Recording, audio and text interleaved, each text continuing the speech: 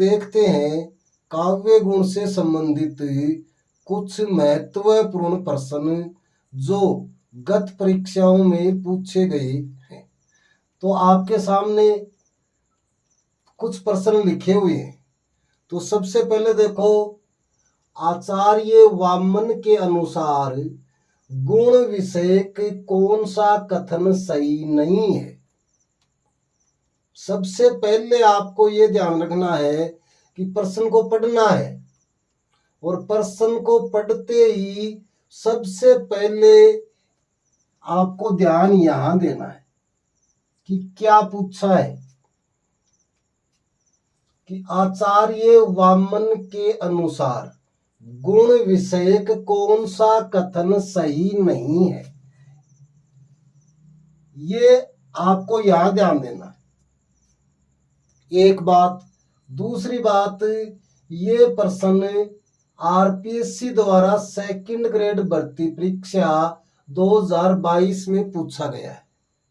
हमने काव्य गुण प्रकरण पूरा पढ़ लिया है, और अब देखते हैं हमने काव्य गुण कितना सीखा है।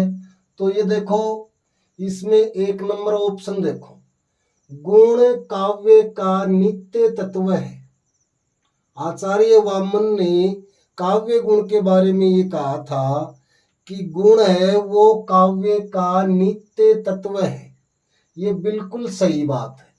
और यहाँ इसने पूछा कि आचार्य वामन के अनुसार गुण विषयक कौन सा कथन सही नहीं है। पहला विकल्प है गुण काव्य का नित्य तत्व है। ये बिल्कुल सही बात है। आचार्य वामन ने यानी गुणों के लिए ये कहा है। फिर दूसरा विकल्प है गुण काव्य के शोभा कारक धर्म है। ये भी बिल्कुल सही बात है कि आचार्य वामन ने गुणों की परिभाषा देते हुए, आचार्य वामन ने गुण की क्या परिभाषा दी थी? काव्य शोभाया कर्तारो धर्मा गुणा, यानी गुण काव्य के शोभा कारक धर्म है। फिर गुणों की कुल संख्या 3 है। ये गलत हो गया। आचार्य वामन ने गुणों की कुल संख्या कितनी मानी है? 20 मानी है। कितनी मानी है? 20। और 20 के भी 2 भेद किए, 10 शब्द गुण और 10 अर्थ गुण।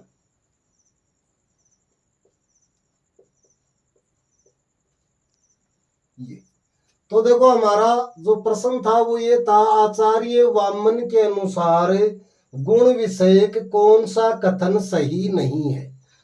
तो ये सही नहीं है, क्योंकि आचार्य वामन ने गुणों की संख्या 3 नहीं मानी। कितनी मानी? 20। और 20 के भी 2 भेद किए, 10 शब्द गुण और 10 अर्थ गुण। तो उत्तर क्या हो जाएगा? 3 नंबर।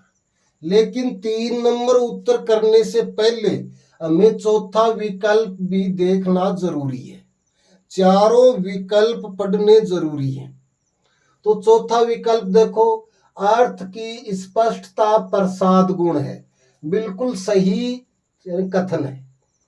आचार्य वामन ने प्रसाद गुण की परिभाषा देते हुए कहा था कि अर्थ की स्पष्टता ही प्रसाद गुण है। तो ये हमारा इस प्रश्न का उत्तर हो जाएगा 3 नंबर विकल्प। अब आपको ये पूरा ध्यान होना चाहिए कि आचार्य वामन है वो रीति संप्रदाय के प्रवर्तक हैं, एक बात। फिर दूसरी, आचार्य वामन है वो काव्य गुण के प्रतिष्ठापक आचार्य हैं। फिर तीसरी बात, आचार्य वामन की जो पुस्तक है, यानी इन्होंने जो ग्रंथ लिखा है, उसका नाम काव्यालंकार सूत्रवर्ती। क्या नाम है? काव्यालंकार सूत्रवर्ती। इसके बाद था कि आचार्य वामन ने काव्य गुणों की परिभाषा देते हुए कहा, काव्ये शोभाया कर्तारो धर्माः गुणाः। काव्ये शोभाया कर्तारो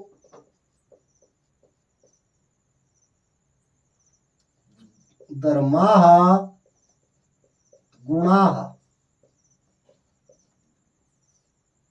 यानी शब्द और अर्थ के शोभा कारक तत्व ही काव्य गुण है। ये बात आचार्य वामन ने कही। और आचार्य वामन ने गुणों की संख्या कितनी मानी? 20। 10 शब्द गुण और 10 अर्थ गुण। फिर अगला प्रश्न, ये माधुर्य गुण के संबंध में कौन सा कथन असंगत है? यहां ध्यान देना आपको, असंगत है, यानी यहां भी जो कथन गलत है वो हमें उसकी पहचान करनी है। और उसमें देखेंगे, ण को छोड़कर शेष पंचम वर्ण का प्रयोग, माधुर्य गुण की बात हो रही है। और माधुर्य गुण में हमने ये अच्छे से पढ़ लिया कि ट वर्ग को छोड़कर, और ट वर्ग में ण भी आता है, तो इसका मतलब ण को छोड़कर शेष पंचम वर्ण का प्रयोग होता है। तो बिल्कुल सही विकल्प है। और हमें ढूंढना है असंगत। फिर दूसरा विकल्प है समास रहितता हो। समास रहितता यानी समास से रहित। और ये हमने अच्छे से पढ़ा था कि माधुर्य गुण में या तो सामासिक पद होते नहीं, और होते हैं तो अल्प या लघु सामासिक पद होते हैं, तो समास रहितता होती है। ये बिल्कुल सही बात है। फिर कोमल मधुर वर्णों से युक्त रचना, यानी ये हमने अच्छे से ये पढ़ लिया और जानते भी हैं कि कोमल कांत पदावली से युक्त ऐसा काव्य जिसको पढ़ने, सुनने या देखने से पाठक, श्रोता या दर्शक का मन आह्लादित हो जाए, वहां माधुर्य गुण होता है। तो ये दोनों बातें आ गई, कोमल या मधुर वर्णों से युक्त रचना में माधुर्य गुण होता है। तो ये तीनों बातें तो सही है, लेकिन ये चौथा विकल्प देखो, विभत्स रस से संबंधित हो।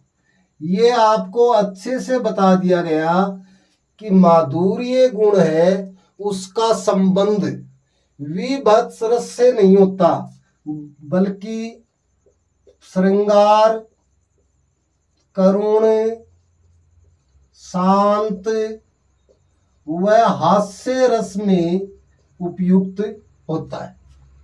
विभत्स रस में कौन सा गुण होता है? ओज गुण। ओज गुण उपयुक्त है, इसलिए हमारा उत्तर हो जाएगा 4 नंबर विकल्प कि माधुर्य गुण के संबंध में कौन सा कथन असंगत है। तो ये जो कथन है ये असंगत है, इसलिए उत्तर नंबर 4।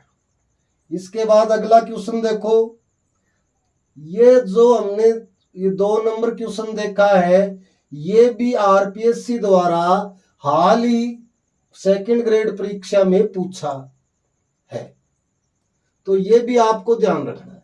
फिर 3 नंबर क्वेश्चन देखो, प्रसाद गुण का उदाहरण नहीं है।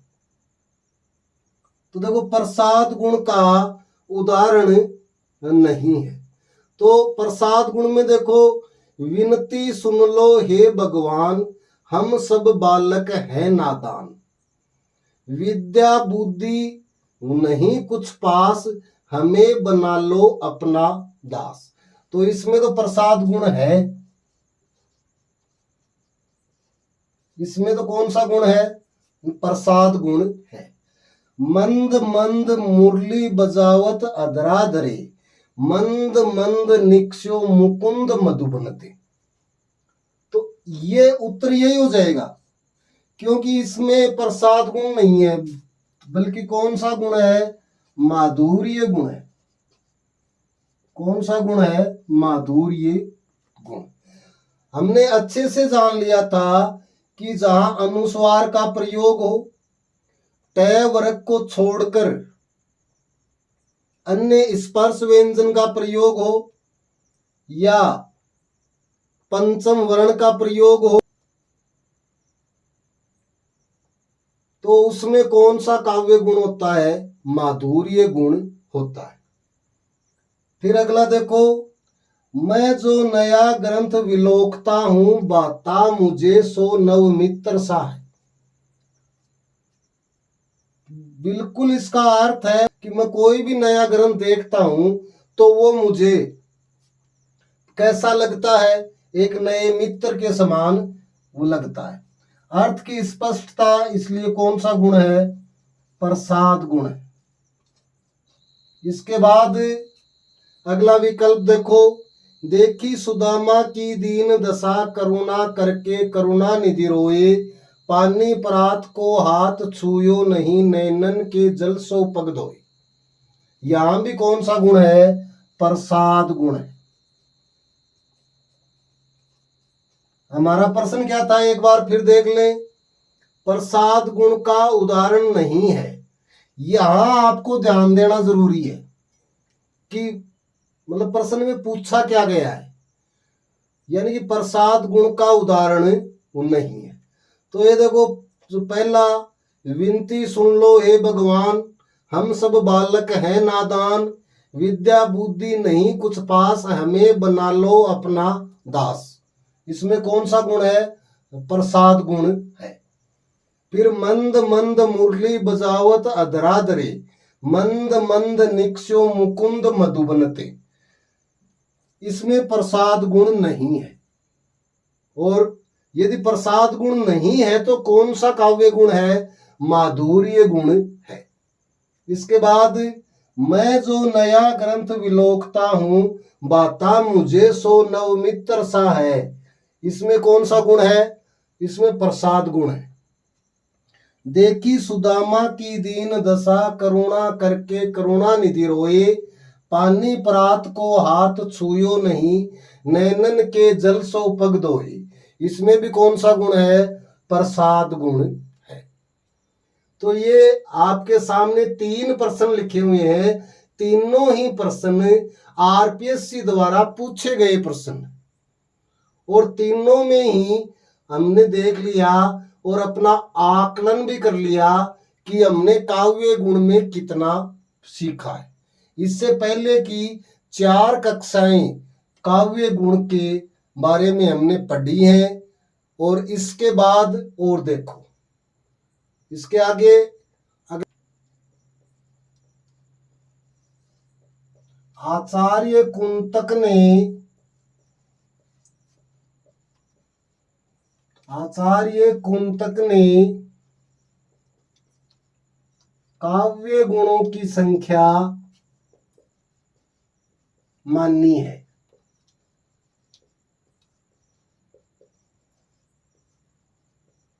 आचार्य कुंतक ने काव्य गुणों की संख्या मानी है। विकल्प है, 1 नंबर 2, दूसरे में 3, तीसरे में 4 और चौथे में 6। अब बताओ कौन सा उत्तर होगा? तो इसमें देखो, उत्तर नंबर होगा 4। आचार्य कुंतक ने काव्य गुणों की संख्या कितनी मानी है? 6। लेकिन आ गया कि मूल रूप से काव्य गुणों की संख्या कितनी मानी है? मूल रूप से काव्य गुणों की संख्या, तो आपको उत्तर करना होगा 2। और कौन कौन से? औचित्य और सौभाग्य। लेकिन हमारा प्रश्न ये हो गया कि काव्य गुणों की संख्या होती है कि काव्य गुण कितने हैं, तो हमें उत्तर करना पड़ेगा 3 कि मुख्य रूप से काव्य गुण कितने हैं, 3। कौन कौन से? माधुर्य, ओज और प्रसाद। ये तीनों बातें आपको ध्यान में रखनी है कि आचार्य कुंतक ने काव्य गुणों की संख्या मानी है कितनी, 6। लेकिन मूल रूप से काव्य गुणों की संख्या कितनी मानी है, 2। कौन कौन से? औचित्य और सौभाग्य। और काव्य गुण कितने हैं, यदि ये आ गया किसी विद्वान का नाम नहीं आया तो कितने हैं, 3। माधुर्य, ओज, प्रसाद। इसके बाद अगला प्रश्न देखो, काव्य गुणों की संख्या के बारे में, काव्य गुणों की संख्या के बारे में, काव्य गुणों की संख्या के बारे में असंगत विकल्प है। काव्य गुणों की संख्या के बारे में असंगत विकल्प है। और विकल्प आपका पहला है भोजराज।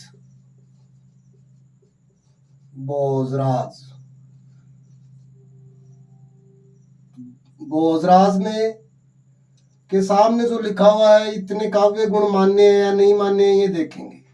उसके बाद है अग्नि पुराण।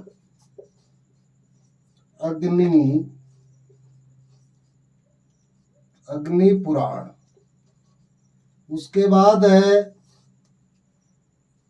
कवि देव। और उसके बाद है चौथा, वो आपका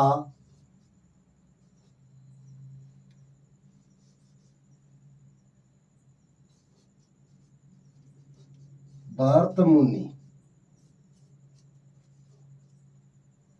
ये आपका प्रश्न है कि काव्य गुणों की संख्या के बारे में असंगत विकल्प है, यानी भोजराज के अनुसार काव्य गुण कितने हैं, 72। बिल्कुल सही बात है, भोजराज ने काव्य गुणों की संख्या 72 मानी है। और 72 भी 3 भेद किए, 24 प्लस 24 प्लस 24। 24 शब्द गुण, 24 अर्थ गुण, 24 शब्द और अर्थ गुण। अग्नि पुराण 19। ये बिल्कुल सही बात है, लेकिन यहाँ आपको एक बात और ध्यान में रखनी है, यदि 19 की जगह 18 हो तो भी सही है। यानी कुछ किताबों में 18 मिलता है और कुछ किताबों में 19 मिलता है, आपको दोनों ही मानने हैं। और यदि 18 और 19 दोनों एक साथ आ जाएं तो आपको 19 को पहले नंबर पर सही करना है और 18 को दूसरे नंबर पर। उसके बाद कवि देव ने 12 माने हैं, बिल्कुल सही बात है। और भरत मुनि ने 8 नहीं माने, कितने माने, 10। तो उत्तर नंबर 4 हो जाएगा कि भरत मुनि ने काव्य गुण कितने माने हैं, 10। और यहाँ कितने बताए हैं, 8। और क्या पूछा है, असंगत विकल्प, यानी इनमें से असंगत कौन सा है। इसके अलावा और भी देख लो भाई, आचार्य दंडी ने कितने माने, आचार्य दंडी ने भी 10 माने, ये ध्यान रखना है। आचार्य दंडी ने भी 10 माने हैं और भरत मुनि ने भी 10 माने हैं। भोजराज ने 72, अग्नि पुराण में 19, यदि विकल्प में 18 हो तो भी सही मानना है। कवि देव ने 12, भरत मुनि ने 10। इसके बाद मम्मट ने, आचार्य मम्मट आचार्य मम्मट ने 3 माने, तो विश्वनाथ ने भी 3, आनंदवर्धन ने भी कितने माने हैं? 3। ये आपको ध्यान रखना, मम्मट, विश्वनाथ और आनंदवर्धन, इन तीनों के बारे में ध्यान रखना। कुंतक ने कितने माने हैं? ये हमने पहले प्रश्न ले लिया है कि कुंतक ने 6 माने हैं और मूल रूप से 2 माने हैं। और काव्य गुण कितने होते हैं? 3। इसके बाद अगला प्रश्न देखो,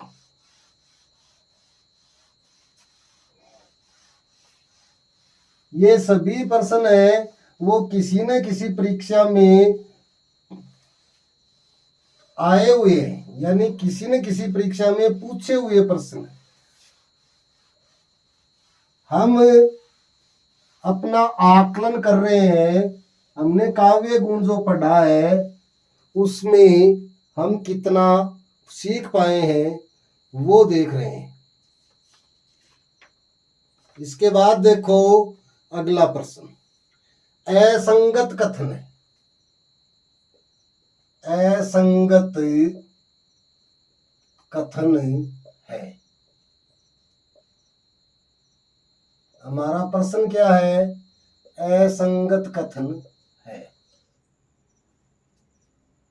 इसमें पहला कथन देखो, पहला है माधुर्य गुण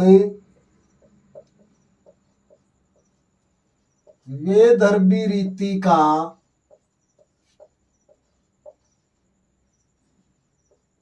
आधार है। माधुर्य गुण वेदर्भी रीति का आधार है। इसके बाद है माधुर्य गुण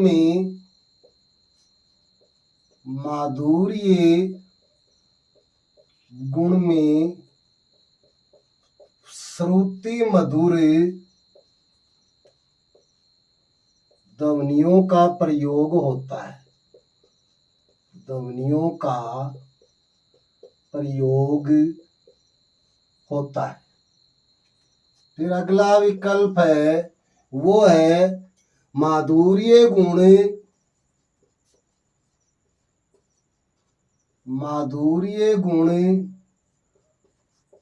श्रृंगार, करुण, शांत व हास्य रस के लिए उपयुक्त है।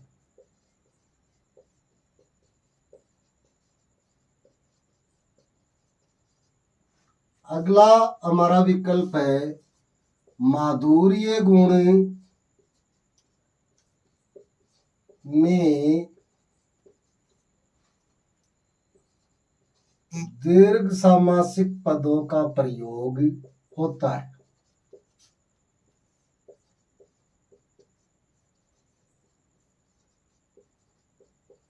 प्रयोग होता है।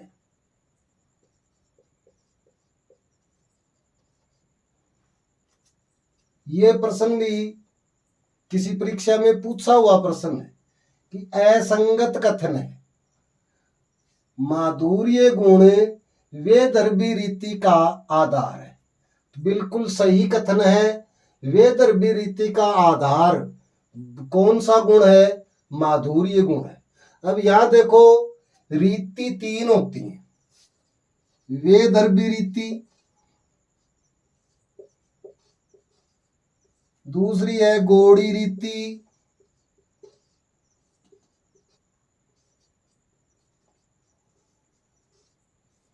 पांचाली रीति। ये देखो रीतियां 3 होती हैं, वेदर्भी रीति, गौड़ी रीति, पांचाली रीति। प्रत्येक रीति का आधार कोई न कोई काव्य गुण होता है। और देखो वेदर्भी रीति का आधार गुण है वो माधुर्य। कौन सा गुण है? माधुर्य गुण है। गौड़ी रीति का आधार गुण है वो है ओज गुण। और पांचाली रीति का आधार गुण है वो है प्रसाद गुण। ये आपको ध्यान रखना है। वेदर्भी रीति माधुर्य गुण, गौड़ी रीति ओज गुण और पांचाली रीति प्रसाद गुण। अब यहां ये दिया हुआ है कि माधुर्य गुण वेदर्भी रीति का आधार है, तो बिल्कुल सही बात है। फिर माधुर्य गुण में श्रुति मधुर ध्वनियों का प्रयोग होता है, यह भी बिल्कुल सही है। यानी श्रुति मधुर कहें या कोमल कहें, एक ही बात। इसके बाद है कि माधुर्य गुण श्रृंगार, करुण, शांत व हास्य रस के लिए उपयुक्त है, ये भी सही है। फिर माधुर्य गुण में दीर्घ सामासिक पदों का प्रयोग होता है, तो ये कथन है, ये गलत है। माधुर्य गुण में या तो सामासिक पद होते नहीं, और होते हैं तो अल्प या लघु सामासिक पद। अगला हमारा प्रश्न है वो देखो, काव्य में रस का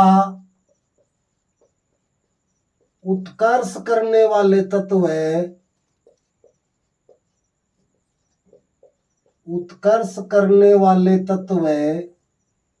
कहलाते हैं।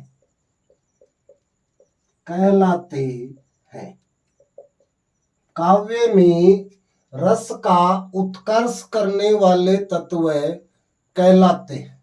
विकल्प है काव्य गुण, काव्य लक्षण, काव्य हेतु,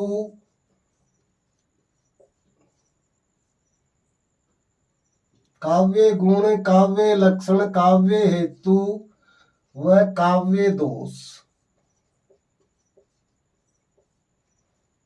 काव्य में रस का उत्कर्ष करने वाले तत्व कहलाते हैं। आपके सामने जो प्रश्न है वो लिखा हुआ है, काव्य गुण, काव्य लक्षण, काव्य हेतु या काव्य दोष। तो इसमें उत्तर नंबर 1 सही हो जाएगा। क्या कहलाते हैं? काव्य गुण। इसके बाद अगला प्रश्न देखो, अगला हमारा प्रश्न है वो है काव्य गुणों का प्रतिष्ठापक आचार्य है। प्रतिष्ठापक आचार्य है, और इसमें विकल्प है भर्तमुनि, आनंदवर्धन,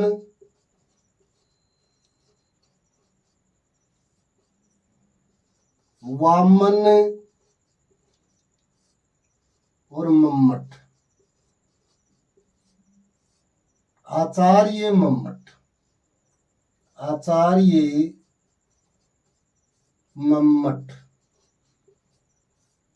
काव्य गुणों का प्रतिष्ठापक आचार्य है। विकल्प आपके सामने है भर्तमुनि, आनंदवर्धन, वामन और आचार्य मम्मट। तो हमने अच्छे से पढ़ लिया कि काव्य गुणों का प्रतिष्ठापक आचार्य कौन है? आचार्य वामन। देखो, काव्य गुणों का प्रतिष्ठापक आचार्य तो वामन है, लेकिन ये आ जाए कि काव्य गुणों की सर्वप्रथम चर्चा करने वाले विद्वान कौन है, तो उत्तर क्या हो जाएगा?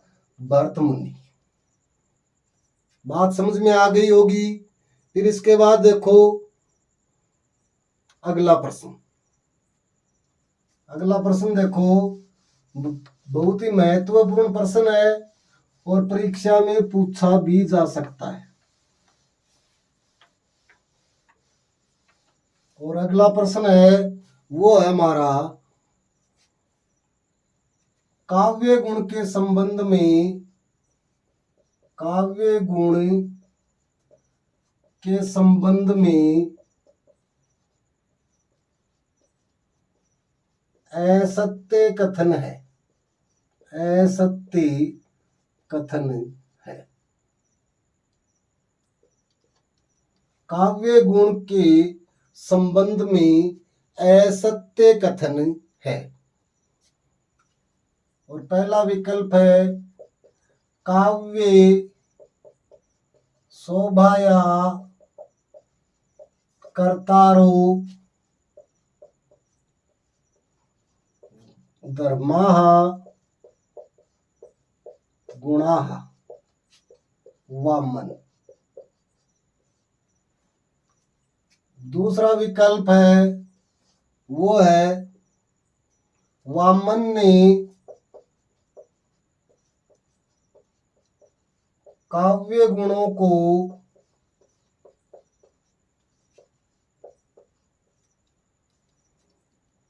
नित्य धर्म कहा है।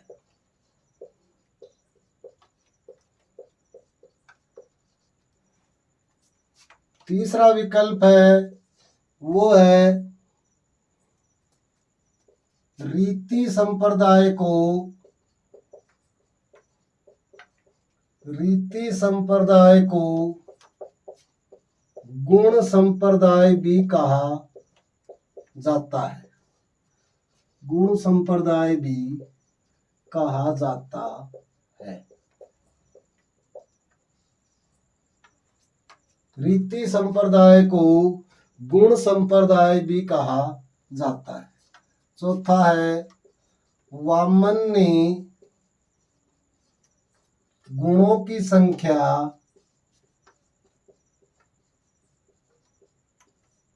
48 मानी है।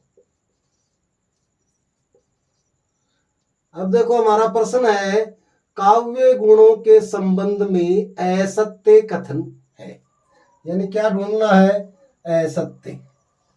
और असत्य में देखेंगे कि काव्य शोभाया कर्तारो धर्मा गुणा वामन, बिल्कुल सत्य है, वामन ने काव्य गुणों की ये परिभाषा दी है। फिर दूसरा वामन ने काव्य गुणों को नित्य धर्म कहा है, ये भी बिल्कुल सत्य बात है। फिर रीति संप्रदाय को गुण संप्रदाय भी कहा जाता है, ये भी बिल्कुल सत्य है। फिर वामन ने गुणों की संख्या 48 मानी है, ये असत्य बात है। तो हमारा उत्तर नंबर 4 हो जाएगा, क्योंकि वामन ने 48 नहीं, कितने माने, 20, इसलिए उत्तर नंबर 4 हमारा सही हो गए हैं। काव्य गुण को हमने अच्छे से पढ़ लिया है और विभिन्न परीक्षाओं में जो प्रश्न पूछे गए थे वो भी हमने हल करके देख लिए। हमने कितना सीखा है और कितना जानना है काव्य गुण के बारे में, इन प्रश्नों के माध्यम से हम अपना आकलन कर सकते हैं।